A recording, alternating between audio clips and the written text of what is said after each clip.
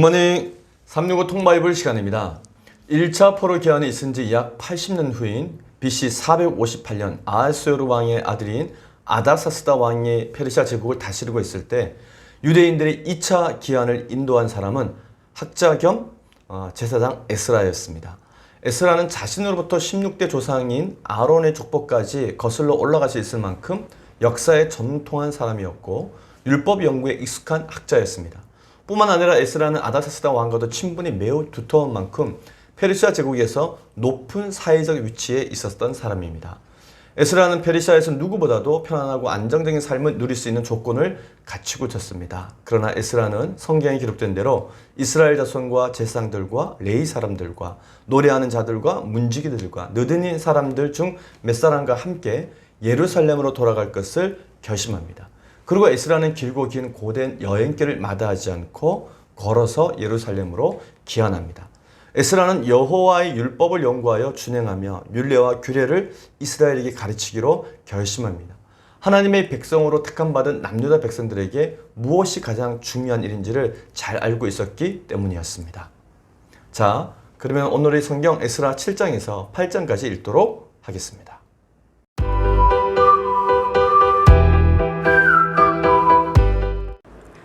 제274일 에스라 7장.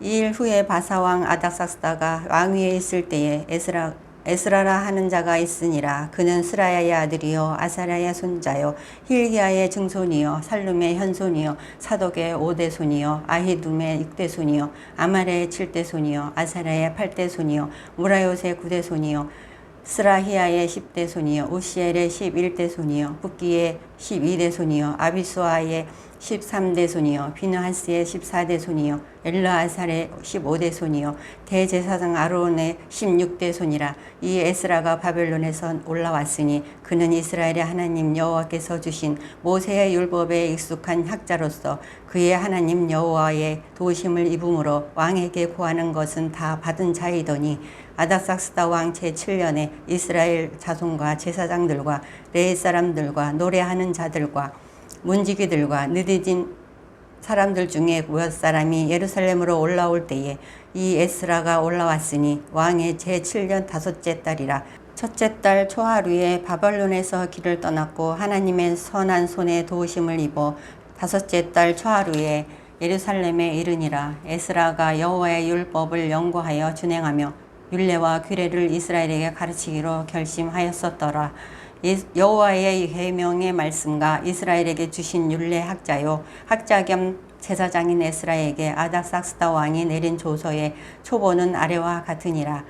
모든 왕의 왕 아닥사스다는 하늘의 하나님을 율법의 완전한 학자 겸 제사장 에스라에게 조서를 내리노니 우리의 나라에 있는 이스라엘 백성과 그들 제사장들과 레위 사람들 중에 예루살렘으로 올라갈 뜻이 있는 자는 누구든지 너와 함께 갈지어다.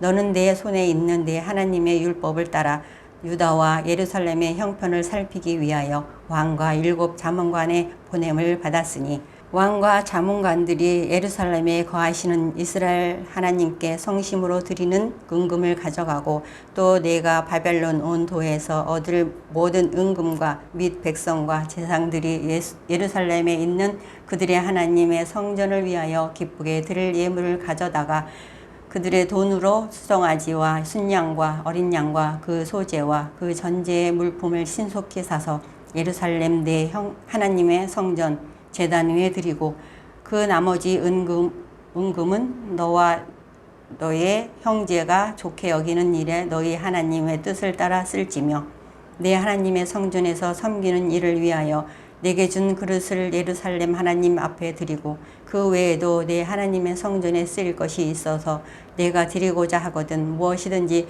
궁중 창고에서 내다가 드릴지니라.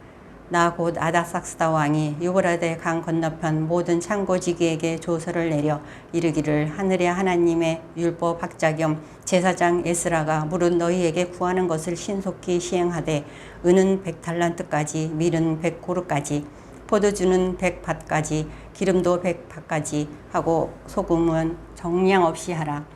무릇 하늘의 하나님의 전을 위하여 하늘의 하나님이 명령하신 것 것은 삼가 행하라. 어찌하여 진노가 왕과 왕자의 나라에 임하게 하랴.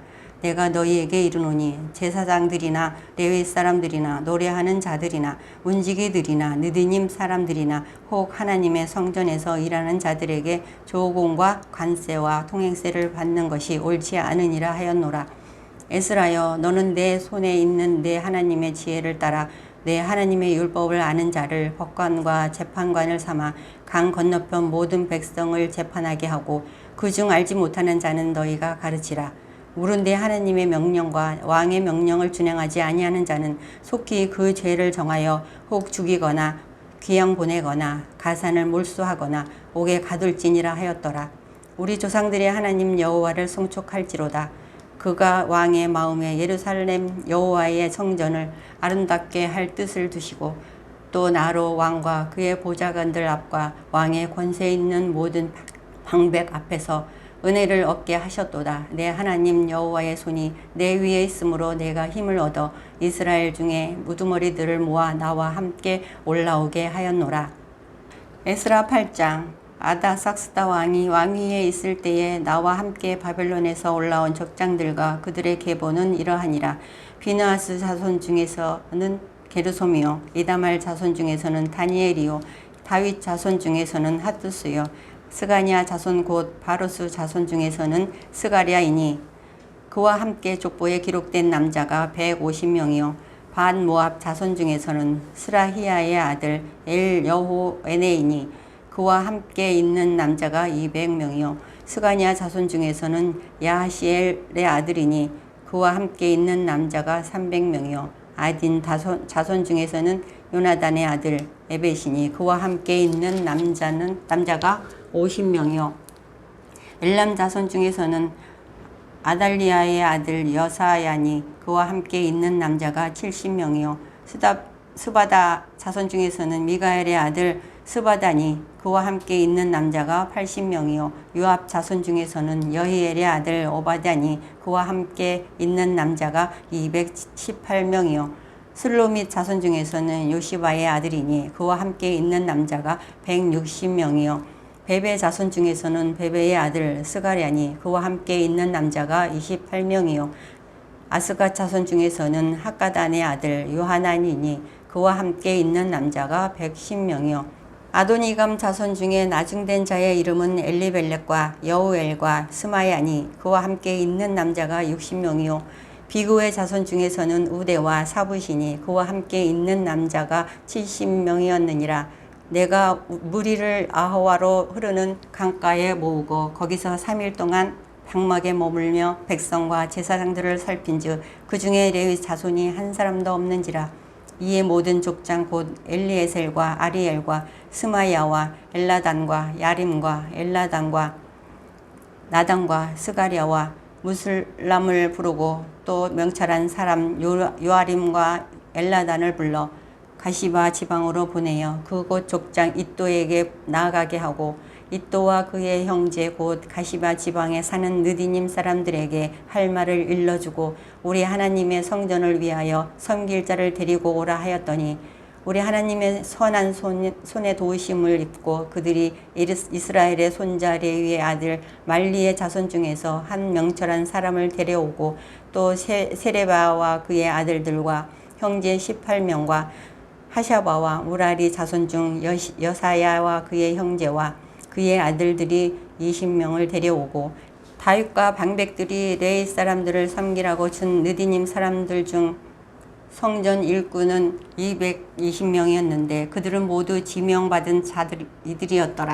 그때에 내가 아하와 강가에서 금식을 선포하고 우리 하나님 앞에서 스스로 경배하여 우리와 우리 어린 아이와 모든 소유를 위하여 평탄한 길을 그에게 강구하였으니 이는 우리가 전에 왕에게 아뢰기를 우리 하나님의 손을 자기를 찾는 모든 자들에게 선을 베푸시고 자기를 배반하는 모든 자에게는 권능과 진노를 내리신다 하였으므로 길에서 적군을 막고 우리를 도울 보병과 마병을 왕에게 구하기를 부끄러워하였음이라.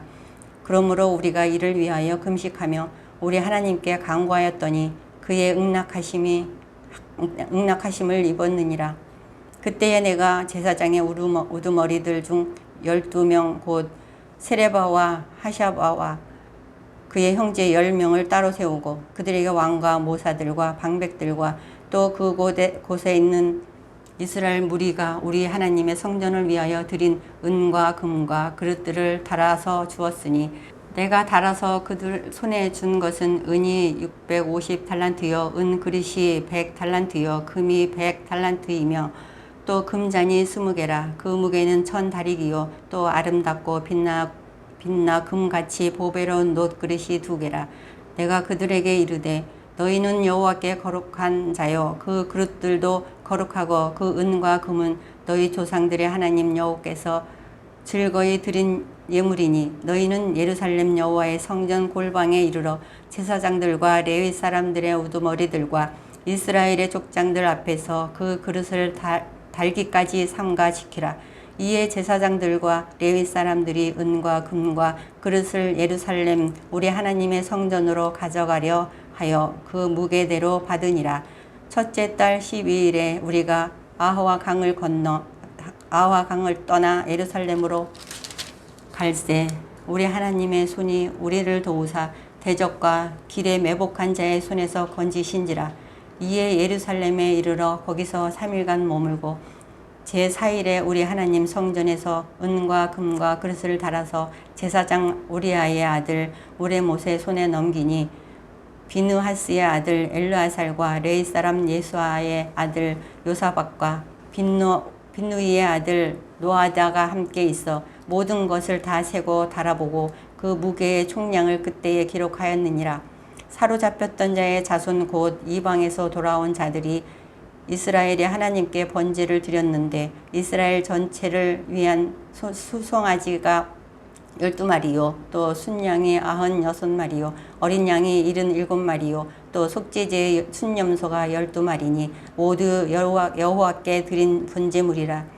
무리가 또 왕의 조서를 왕의 총독들과 유브라데 강 건너편 총독들에게 넘겨주매 그들이 백성과 하나님의 성전을 도왔느니라. 아멘.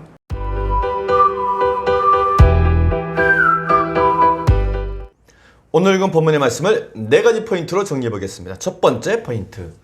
율법 학자이면서 페르시아 왕의 자문 학사였던 에스라는 BC 458년 유대인 1745명과 함께 예루살렘으로 2차 기한합니다.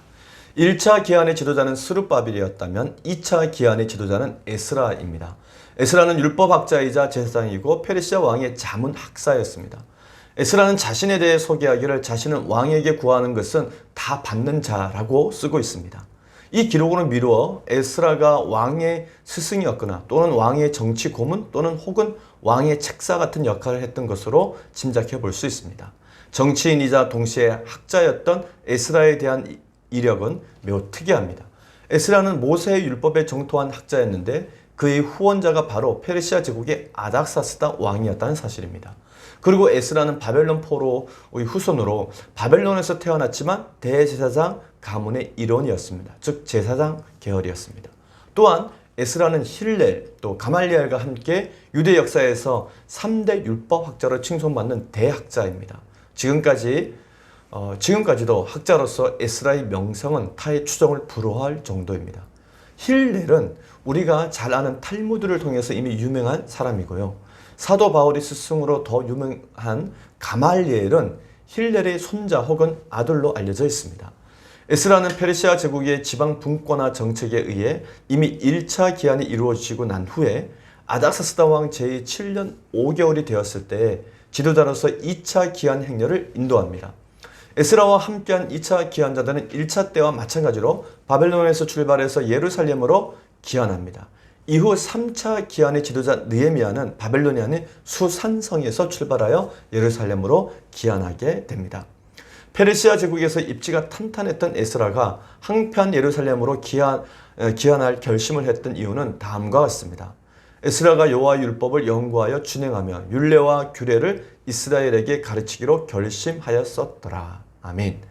자기 백성에게 하나님의 율법과 말씀으로 다시 그 백성을 일으켜 세우고자 하는 그 소명 하나 붙잡고 예루살렘으로 기한했던 것입니다. 두 번째 포인트. 페르시아 제국의 아닥사스다 왕은 지방화 정책 성공을 위하여 에스라를 레반트 지역에 파견합니다. 에스라가 이끈 2차 포로 기한은 페르시아 제국 입장에서는 예루살렘을 포함한 레반트 지역의 지방화 정책 성공을 위한 파견이었습니다. 아하수에로 왕의 아들이자 페르시아 제국의 5번째 왕인 아닥사스다 왕이 에스라를 예루살렘에 파견한 이유를 정리하면 다음과 같습니다. 첫 번째는 페르시아 제국에서 유대 지역의 정치와 종교적 형편을 살피기 위함이었고, 두 번째는 유프라테스강 서편의 사법 체계를 바로 세우기 위함이었습니다. 셋째는 페르시아 제국의 지방화 정책 성공을 위해 바벨론에 의해 항폐하게 된 레반트 지역의 사법 책임자로 파견했던 것입니다. 한편 아닥사스다 왕은 에스라를 위해 예루살렘 성전에서 하나님께 올려드리는 제사에도 지원을 아끼지 않았습니다. 이때 아닥사스다 왕이 에스라에게 준 것은 아닥사스다 왕과 자문관이 준비한 은금이었고, 또 바벨론 온 도에서 낸 은금과 백성들과 제사장들이 낸 예물도 주었습니다. 그리고 성전에서 쓰일 그릇도 주었고, 그 외에 예루살렘 성전에서 필요한 모든 것을 무엇이든지 궁중 창고에서 가져다 쓸 수 있는 권한까지 에스라에게 줍니다. 아닥사스다 왕은 에스라에게 모든 일에 있어 원활한 지원을 해주기 위해서 유프라테스강 서편 모든 창고지기에게 다음과 같은 조서를 내립니다. 나 곧 아닥사스다 왕이 유브라데 강 건너편 모든 창고지기에게 조서를 내려 이르기를, 하늘의 하나님의 율법학자 겸 제사장 에스라가 물은 너희에게 구하는 것을 신속히 시행하되, 은은 100달란트까지, 밀은 100고루까지, 포도주는 100밭까지, 기름도 100밭까지 하고 소금은 정령 없이 하라. 무릇 하늘의 하나님의 전을 위하여 하늘의 하나님이 명령하신 것은 삼가 행하라. 어찌하여 진노가 왕과 왕자의 나라에게 임하게 하랴. 아멘. 이는 일찍이 이사야 선지자를 통해 주신 예언의 말씀이 에스라 때 성취된 것이었습니다. 이어지는 아닥사스다 왕은 예루살렘 성전에서 일하는 사람들에게 페르시아 제국에 내는 세금을 면제해주고, 또 유프라테스강 서편 지역의 사회 질서 안전을 위한 사법부 구성권을 에스라에게 일임하여 줍니다. 에스라의 권한은 다음과 같습니다. 에스라가 법관과 재판관을 세우고 로스쿨을 세워 법을 가르치게 합니다. 그리고 그 재판을 통해 사형, 기양, 재산 몰수, 감옥에 가두는 일을 결정할 수 있는 권한을 줍니다.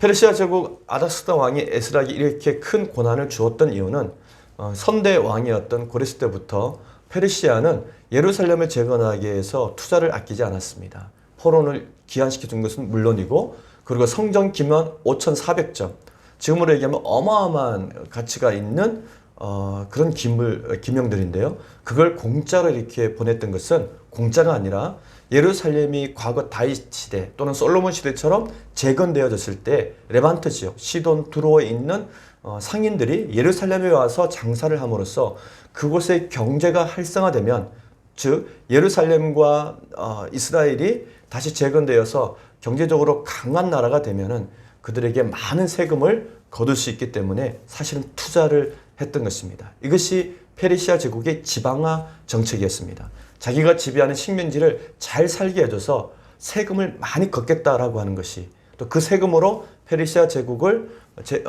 잘 사는 나라를 만들겠다 하는 것이 페르시아 제국의 정책이었던 것입니다. 그 정책에 의해서 포로 기한이 이루어졌고, 또 이와 같은 막대한 고난을 총독 에스라 또 다음에 오는 느헤미야에게 줌으로써 예루살렘을 재건시켜주기 위해서 노력했던 것입니다. 세 번째 포인트, 에스라는 예루살렘의 유대인들의 최고 의결 기구인 사내들인 공회를 설립합니다. 북이스라엘은 아수르 제국에 멸망하면서부터, 그리고 남유다는 바벨론 제국에 의해 멸망하면서부터 그들은 더 이상 왕정을 유지하지 못했습니다. 그런데 페르시아 제국은 유대로 돌아간 기한 공동체를 위해 에스라를 중심으로 그들의 자치 지도부를 구성하게 해줍니다. 에스라 때에 세워진 유대인들의 자치 최고 의결 기관이 바로 70명에서 71명의 위원회로 구성된 사내들인 공회입니다. 즉 사내들인 공회는 페르시아 제국이 에스라와 느헤미야에게 너희 법대로 재판하라 라며 사내들인 공회 재판을 인정해 주면서부터 공식적으로 시작된 것입니다. 사내들인 공회는 페르시아 제국에서 200년 동안 계속 이어졌고, 그 이후 헬라 제국과 하스몬 왕조 때까지 300년을 계속해서 더 유지해 갑니다. 그리고 유대가 로마 제국의 통치를 받던 AD 6년에는 로마에 의해 준사법기관으로까지 인정을 받았습니다. 그러다가 AD 70년 마사다 항쟁, 유대인들의 마사다 항쟁을 끝으로 살해되는 공의회도 끝이 나게 됩니다. 그러므로 살해되는 공의회는 유대가 페르시아 제국의 식민지였음에도 불구하고 자체적으로 민법 또 형사상 재판을 포함한 종교 재판을 시행할 수 있도록 해준 것이었습니다. 아닥사스다 왕의 허락하에 에스라와 느헤미야의 협력으로 살해되는 공회가 설립되었지만 이는 유대 종족들의 협조로 가능한 일이었습니다. 그렇기에 페르시아 제국 이후에도 유대 공동체의 단독 사법기관으로 유지가 가능했던 것입니다. 즉 산해되는 공회는 헬라 제국과 로마 제국의 통치 속에서도 유지된 명실공히 유대 자치 최고의 의결 기관이었던 것입니다. 한편 페르시아 제국이 유대에 산해되는 공회를 설립할 수 있도록 해준 이유는 페르시아 제국이 지방화 정책으로 1차 포로기한 자들을 예루살렘으로 보내고 또 성전도 건축하게 해주었음에도 불구하고 16년 동안이나 성전 건축이 중단되는 등 지방화 정책의 성과, 그들이 얻고자 했다는 결과를 얻지 못했기 때문이었습니다. 이는 비단 이스라엘만의 문제가 아니었습니다. 유대 예루살렘의 케이스는 페르시아 제국 지방화 정책의 한 좋은 예였습니다. 때문에 페르시아 제국은 더 강도 높은 제국의 지방화 정책을 위해서 유대 예루살렘의 2차 기한의 지도자로 에스라를 선택했고 또 이후에는 3차 기한 지도자로 느헤미야를 선택했던 것입니다. 즉 예루살렘 재건을 샘플로 삼아 모든 식민지에게 보여주고자 했던 것입니다. 마지막 네 번째 포인트, 에스라는 2차 기한을 위해 부족했던 레위인들을 찾았고 아하와 강에서 금식 기도로 기한을 준비했다고 해상합니다. 에스라는 2차 기한자들과 바벨론에서 예루살렘으로 출발하기 전 다음과 같이 준비합니다. 먼저 에스라는 2차 기한자의 명단을 파악합니다. 각 가문별로 기한자 명단을 파악한 것입니다. 그리고 에스라는 2차 기한을 앞두고 레위인들을 찾습니다. 1차 기한할 때 스룹바벨과 예수와 함께 1차 기한할 때에도 레위인들의 숫자는 고작 341명밖에 되지 않았습니다. 근데 2차 기한자 중에는 레위인이 아예 없는 것을 발견하게 됩니다. 에스라가 서둘러서 부족한 레위인들을 찾기 시작했던 것입니다. 결국 레위인 40명과 성전 일꾼 220명을 모아서 기한자 그룹에 합류시켜서 데리고 갑니다. 그리고 에스라는 2차 기한을 앞두고 예루살렘으로의 기한을 위해 아하와 강에서 금식 기도를 선포합니다. 그때 내가 아하와 강가에서 금식을 선포하고 우리 하나님 앞에서 스스로 겸비하여 우리와 우리 어린아이와 모든 소유를 위하여 평탄한 길을 그에게 간구하였으니. 아멘. 에스라가 2차 기한을 앞두고 왕에게 보호를 요청하기보다는 하나님의 도우심을 구하며 2차 기한자들이 함께 금식하며 기도했던 것입니다. 에스라와 2차 기한자들이 예루살렘으로 기한을 앞두고 함께 모여 금식하며 하나님께 기도하자 하나님께서는 그들의 기도에 응답해 주십니다. 사실 에스라는 아닥사스다 왕의 깊은 신뢰를 받는, 원하는 것은 다 들어주는 그런 관계였기 때문에 이 위험한 기한길에 페르시아의 군대를 요청해서 그 군대의 보호를 받을 수가 있었습니다. 그러나 에스라는 아닥사스다 왕에게 그것을 요구하지 않았습니다. 그렇기 때문에 에스라는 아닥사스다 왕에게 2차 포로 기한자들의 안위를 위한 군병력을 요청하지 않았던 이유는, 그것은 일전에 에스라가 아닥사스다 왕에게 했던 말 때문에 그렇습니다. 그가 이렇게 고백하는데 부끄러워하였다. 이 부끄러워하였다는 것은, 그것은 일전에 어떤 에스라의 자신의 부끄러움을 얘기하는 것이 아니라, 개인적인 부끄러움이 아니라 하나님께서 우리를 보호하시고 지켜주신다는 것이 그의 믿음의 고백이었고, 이 말을 아닥사스다 왕에게 늘 고백하고 살았습니다. 근데 포로 기한을 앞두고 위험한 상황이니 군대를 내어줘서 우리를 보호해달라고 요청하는 것은 그 믿음에 반하는 행동이었기 때문에 에스라가 그렇게 하지 않았다는 것입니다. 즉 군대를 요청하는 것을 부끄럽게 생각했다는 것입니다. 이처럼 하나님의 능력을 의지하는 사람들은 하나님의 이름에 부끄러움을 끼치지 않으리라는 자존심이 있어야 합니다. 이렇게 에스라와 2차 기한자들은 금식하며 하나님께 기도한 후에 예루살렘 성전에 바칠 예물과 관리자들을 선정하게 됩니다. 오늘 우리는 에스라 7장에서 8장까지 읽었습니다. 에스라는 자신이 누구와 함께 어떻게 예루살렘에 도착했는지를 회상하면서 예루살렘에 도착하기까지 성전에 바칠 많은 예물을 운반해야 했고, 또한 부녀자들과 어린아이들과 함께 동행했기 때문에 귀한 길은 많은 어려움과 위험이 도사리는 길이었습니다. 이 복잡하고 위험하고 어려운 길에 있을 때 에스라는 군대를 조직해서 체계적인 방어 전략을 세우기보다는 하나님과 동행하는 그 삶을 선택했던 것입니다. 즉, 자신과 동행하는 모든 사람들에게 금식을 선포하고 스스로 겸비하고 하나님께 안전하게 귀환하게 해달라고 기도하는 것을 선택했던 것입니다. 에스라는 아다사스다 왕의 너그러운 조치의 배경에 하나님께서 계시다는 것을 누구보다도 잘 알고 있었습니다. 즉, 아다사스다 왕이 그들을 그렇게 잘해줬던 것은 아다사스다 왕의 개인적인 감정보다는 하나님이 이 포로 귀환을 주도하고 있다고 믿었기 때문입니다. 그 거대한 제국을 움직이시는 하나님의 능력을 체험한 에스라에게 도둑과 대적의 위험이 있을 귀환길에 제국의 군대가 아닌 하나님의 도움을 의지했던 것입니다. 결국 어린아이들을 생각하는 마음과 또 성전에 바칠 예물을 보호하려고 하는 에스라의 그 소중한 마음에서부터 우러나온 진정한 금식과 기도는 하나님께서 기쁘게 받으시는 기도가 되었고, 또 에스라와 그의 일행을 안전하게 하나님은 지켜주시게 됩니다. 정말 대단한 믿음이 알 수 없습니다. 에스라는 오직 성경, 또 오직 믿음으로 하나님 나라를 위해서 충성을 다했던 사람이었습니다. 폐허가 된 자기 고국 예루살렘을 다시 성경, 오직 하나님의 말씀으로, 또한 이와 같은 순종하는, 또 하나님을 의지하는 절대적인 믿음으로 재건하고자 하는 꿈을 갖고 고향으로 돌아갔던 것입니다. 우리도 에스라의 이 믿음을 본받아서 오직 성경, 오직 믿음으로 살아가기를 꿈꿔봅니다. 오늘 하루도 이 믿음으로 승리하는 하루가 되시기를 바랍니다. 화이팅!